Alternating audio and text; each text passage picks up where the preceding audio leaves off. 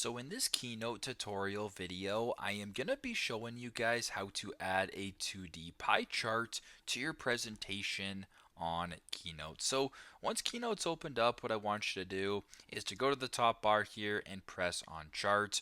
Make sure that 2D is selected. Now if you're looking for a pie chart, simply go down to this fourth row right here and select this chart right here, the circle chart. That of course is a pie chart.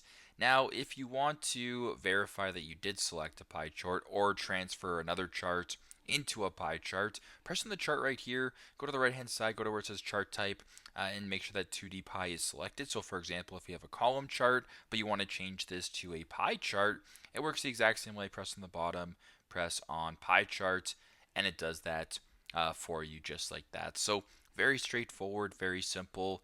This is how to add a 2D pie chart to your presentation here on Keynote. Thanks again for watching, and I hope this video helps.